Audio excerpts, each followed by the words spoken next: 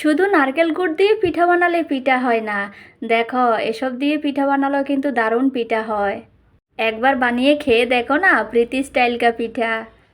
Hello বন্ধুরা, সবাই কেমন আছো? আশা করি সবাই ভালো আছো। আমি একদম খুব ভালো আছি।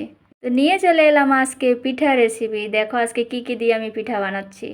এখানে একটু আমি নিয়ে নিলাম দুধের সর, আর একটু নিয়ে নিলাম আমি এখানে কাজু বাদাম আর চীনা বাদাম একটু গুঁড়ো করে নিলাম আমি এখানে। এরপর দেখো আমি এখানে দুটো বুন্দিয়ার লাড্ডু নিলাম। এরপরে নিলাম আমি একটুখানি চিনি নিলাম, যদি এবার মিঠা একটু কম হয় একটুখানি চিনি নিলাম। আর একটুখানি লবণ নিয়ে নিলাম। আর সাথে নিয়ে নিলাম এখানে ময়দা। আর অন্য কিছু পাইনি আমি আজকে, ঘরে যা আছে তা দিয়ে আজকে আমি বানিয়ে ফেলবো পিঠা। চালের গুঁড়ো নেই, আর ঘরে সুজিও ছিল না। এখন সুজি আনতে গেলে সেই দূরে অনেকটা দূর দোকানে যেতে হবে, কাছের দোকানগুলোতে সুজি নেই। তাই আমি আর সুজি দিতে পারিনি এখানে। তো এগুলো দিয়ে আজকে একটু বানিয়ে ফেলবো। তো গাইজ, তোমরাও কিন্তু বানিয়ে খেয়ে দেখতে পারো, খুব নরম হয়েছে কিন্তু, আর খুব টেস্টি হয়েছে। আর কি জানো, আমি ভেবেছিলাম যে সুজি না দিলে হয়তো একটু শক্ত হবে, ময়দা দিয়ে যেহেতু বানাচ্ছি। না না, একদম আমার ধারণা ভুল হয়েছে, পুরো একদম স্পঞ্জের মতো নরম হয়েছে। তা আমি এগুলোকে সবগুলোকে মিক্স করে নেব। মিক্স করে আমি আধা ঘন্টার মতো রেখে দেব। চাইলে ফ্রিজেও রেখে দিতে পারো তোমরা, এমনিতে রেখে, আমি এমনি রেখে দিয়েছি, ফ্রিজে রাখিনি। একদম ভালো করে গুলে নিয়েছি আমি। তো আমি ভালো করে গুলে আধা ঘন্টার জন্য রেখে দিয়েছি। এখন আধা ঘন্টা পরে ফিরে এসেছি, দেখো। তো এখন আমি বানাবো পিঠাগুলো। তো আমি চুলোর মধ্যে তেল গরম বসিয়ে দিয়েছি অলরেডি।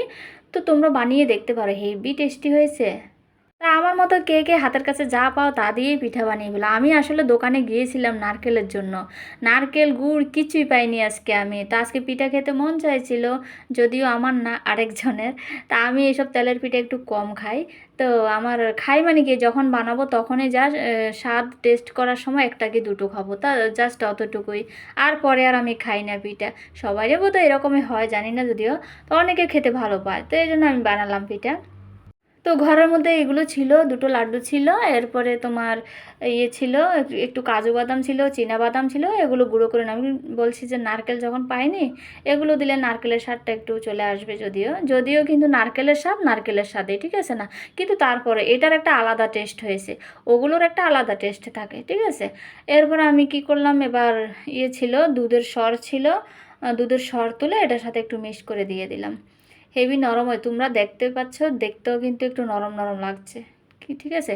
তোমরা চাইলে একটু বড় সাইজ করেও দিতে পারো, একটা করেও দিতে পারো, আর মাওটাকে একটু হালকা আর একটু পাতলা করেও গুলতে পারো। তা আমার এত পাতলা করে গুলো বড় বড় সাইজের পিঠা বানানো আমার ভালো লাগে না। আমি একটু ডালের বড়ার মতো মাওটা করব, করে আমি একটু ছোট ছোট করে বানাবো, ঠিক আছে। আমার কাছে ওটাই ভালো লাগে। এই বড় বড় পিঠেগুলো না একটা খেলে মুখ ফিরে যায়, ভালো লাগে না। তো কেমন লাগলো বলো।